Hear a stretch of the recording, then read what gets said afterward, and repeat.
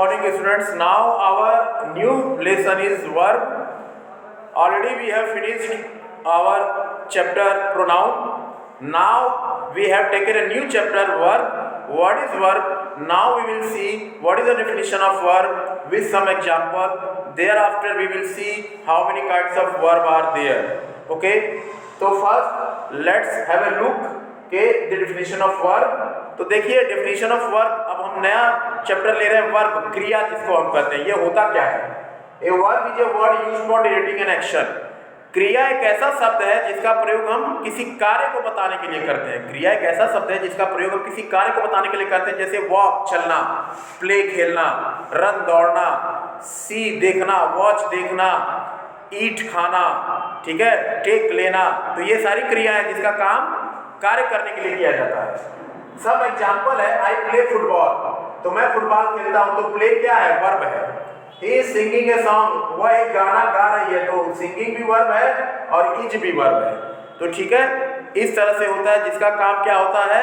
Denoting an action, किसी कार्य को दर्शाना। अब हम यहाँ देखते हैं वर्ब हमारे ऐसे तो दो प्रकार के बताए गए हैं, ट्रांजिटिव एंड इनट्रांजिटिव, सकर्मक और अकर्मक। ट्रांजिटिव वर्ब क्या होता है? ट्रांजिटिव वर्ब एक ऐसा वर्ब है जिसमें हमें ऑब्जेक्ट की जरूरत पड़ती है। ट्रांजिटिव वर्ब एक ऐसा वर्ब है जिसमें हमें किसकी जरूरत पड़ती है? ऑब्जेक्ट की जरूरत पड़ती है। बिना ऑब्जेक्ट के ट्रांजिटिव पूरा नहीं है। जबकि वही नीचे देखिए इनट्रांजिटिव, इनट्रांजिटिव वर्ब एक ऐसा वर्ब है जिसमें हमें ऑब्जेक्ट की जरूरत नहीं पड़ती, ये बिना ऑब्जेक्ट के ही पूरा होता है। कैसे? एक बार और पहले इन दोनों का देख लीजिए, एक बार शुरू से फिर मैं बता दूं, फिर हम आगे बढ़ते हैं। वर्ब क्या होता है? Verb is a word which is used for denoting an action.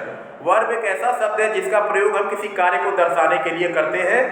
जैसे यहाँ देख लिया, आई प्ले फुटबॉल में प्ले वर्ब है, ही सिंगिंग ए सॉन्ग में सिंगिंग जो दे रहे हैं आप, ये हमारा वर्ब है। इसके बाद देखिए वर्ब कितने प्रकार के होते हैं? वैसे दो प्रकार के बताए गए हैं, ट्रांजिटिव और इनट्रांजिटिव। ट्रांजिटिव वर्ब क्या है? Which requires an object to complete itself. Transitive में क्या होता है कि उसमें हमें ऑब्जेक्ट की जरूरत पड़ती है। ट्रांजिटिव वर्ब में हमें उस सेंटेंस को पूरा करने के लिए ऑब्जेक्ट की जरूरत पड़ती है।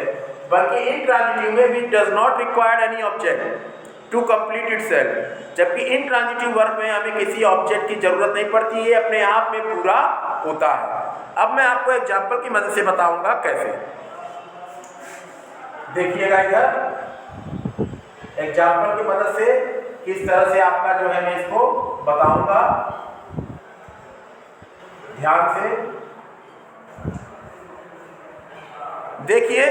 यहां पर मैंने लिखा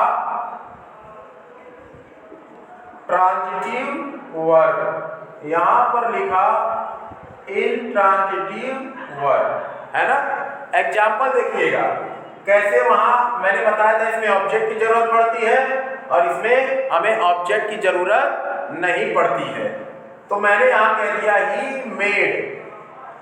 क्या ये पूरा है? ही मेड नहीं, पूरा नहीं है, तो इसमें हमें ऑब्जेक्ट लगाना पड़ेगा। तो आप कुछ भी लगा लिए, ही मेड एन अपील। अब ये जो एन अपील देख रहे हैं ये हमारा ऑब्जेक्ट के रूप में आया है, जिसे हमें ट्रांजिटिव वर्ब में ऐड करना पड़ा। तो अब ये हमारा पूरा है। लेकिन यही इनट्रांजिटिव में देखिएगा, माया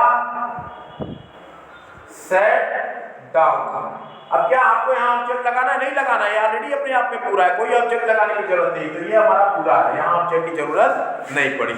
तो इस एग्जांपल से हमने साबित कर दिया कि ट्रांजिटिव वर्ब में हमें ऑब्जेक्ट की आवश्यकता पड़ती है, जबकि इनट्रांजिटिव में हमें ऑब्जेक्ट की आवश्यकता नहीं पड़ती। इसके अलावा कुछ और वर्ब है, जरा उसको आप लोग ध्यान से देख लीजिए, ठीक है, जिसको मैं आपको बता दूं। यहाँ देखिएगा, आपने पढ़ा होगा फाइनाइट और नॉन फाइनाइट, ठीक है। ये होते क्या है? फाइनाइट वर्ब और नॉन फाइनाइट वर्ब होता क्या है? फाइनाइट वर्ब जो होता है ये लिमिटेड होता है। Finite verb which are limited by number, person and things. Finite जो होता है वो लिमिटेड होता है। फाइनाइट वर्ब जो होता है वो लिमिटेड होता है। कैसे लिमिटेड होता है? बाय नंबर, बाय पर्सन और बाय थिंग से वो लिमिटेड होता है। जबकि नॉन फाइनाइट जो होता है which are not limited, which are not limited by number, person and things. Non finite verb जो होता है which are not limited by number, person and things. ठीक है, इसमें नॉन फाइनाइट में तीन चीजें आती हैं। इन्फिनिटिव होता है, दूसरा जिरंड होता है और तीसरा होता है पार्टिसिपल। तीसरा क्या होता है? पार्टिसिपल। अब हम इस पर चर्चा करेंगे ये होता क्या है। ठीक है, चलिए अब इस पे डिस्कस करें। फाइनाइट नॉन फाइनाइट आपके समझ में आ गया। अब हम चर्चा करें नॉन फाइनाइट के जो तीन होते हैं। ठीक है, नॉन फाइनाइट वर्ब में तीन चीजें आती हैं। पहला आता है इन्फिनिटिव। इन्फिनिटिव ये क्या होता है? इन्फिनिटिव एक ऐसा शब्द है जिसमें हम क्या प्रयोग करते हैं? टू के साथ वर्ब का फर्स्ट फॉर्म। इन्फिनिटिव में हम टू के साथ वर्ब का फर्स्ट फॉर्म लगाते हैं। जैसे वॉक है, वॉक हमारा वर्ब है तो इसमें क्या लगा देंगे? टू प्लस वॉक, तो हमारा क्या हो जाएगा? To walk. ऐसे ही हमारा रन है तो क्या कर देंगे? To plus run, to run. Smoke है, टू प्लस स्मोक, तो टू स्मोक। मतलब इन्फिनिटिव में हम टू के साथ मेन वर्ब का फर्स्ट फॉर्म लगा देंगे। ठीक है, ये इन्फिनिटिव हो जाएगा। दूसरा हम चलते हैं लेके आपका जिरंड। जिरंड क्या होता है? जिरंड जो होता है इसमें हम मेन वर्ब में आईएनजी लगा देते हैं। मतलब ING form of main verb. ठीक है, तो जैसे यहां पर मैंने कहा वॉक हो गया, वॉक हमारा वर्ब है, इसमें आईएनजी जोड़ दें तो क्या हो जाएगा? वॉक प्लस आईएनजी, तो क्या हो गया हमारा? वॉकिंग। ऐसे ही आप रन है, रन प्लस आईएनजी, तो हमारा क्या हो गया? रनिंग। ठीक है, ऐसे ही है हमारा स्मोक। स्मोक में आईएनजी लगा दोगे, जिरंड हो गया स्मोकिंग। तो ये सब हमारे जिरंड बन गए, जिरंड बन गए।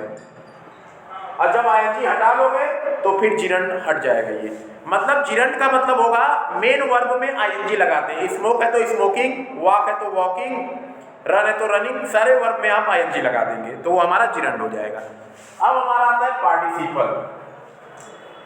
पार्टिसिपल डियर स्टूडेंट्स, ये हमारे तीन प्रकार के होते हैं। There are three kinds of participle. ठीक है, पार्टिसिपल जो होते हैं हमारे, यहाँ ध्यान दीजिएगा, पार्टिसिपल जो होते हैं थ्री काइंड्स ऑफ पार्टिसिपल, तीन प्रकार के पार्टिसिपल होते हैं। पहला हमारा होता है प्रेजेंट पार्टिसिपल।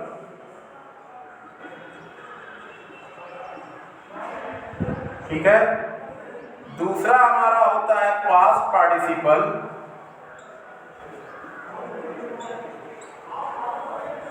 और तीसरा हमारा होता है परफेक्ट पार्टिसिपल।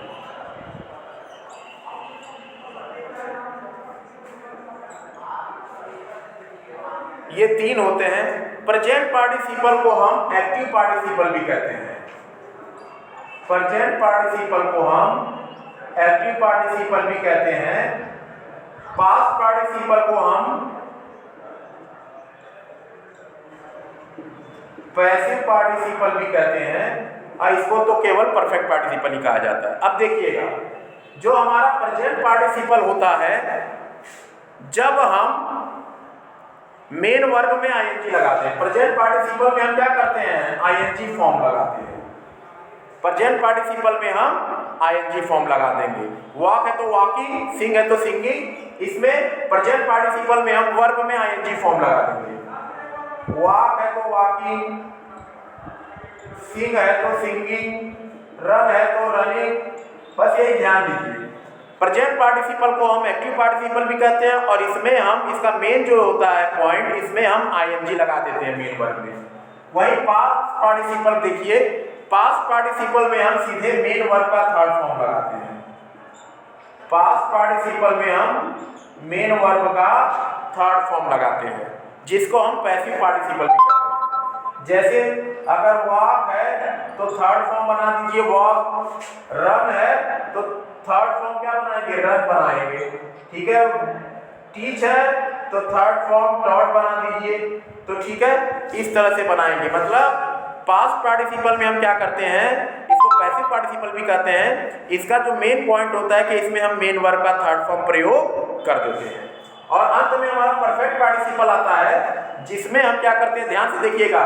परफेक्ट पार्टिसिपल में सबसे पहले हम हैविंग लगाएंगे। क्या लगाएंगे, हैविंग, और हैविंग के साथ तब हम मेन वर्ब का थर्ड फॉर्म प्रयोग करेंगे, तब हम मेन वर्ब का थर्ड फॉर्म लगाएंगे। मतलब अगर वॉक है तो हैविंग, वॉक का थर्ड फॉर्म वॉक, मतलब हैविंग के साथ मेन वर्ब का थर्ड फॉर्म परफेक्ट पार्टिसिपल में। तो हैविंग है, वॉक का third form having walk, run है तो हैविंग रन, टीच है तो हैविंग टॉट। इस तरह से हम करेंगे। तो उम्मीद करता हूँ ये आपको समझ में आया होगा, ठीक है। वीडियो देखिएगा, जो नहीं समझ में आया, जब वीडियो जाएगा तो उसमें आप लोग कंफर्म करिएगा। क्लास हमारी चलेगी तब आप अपना डाउट क्लियर करेगा। Till then student, good bye.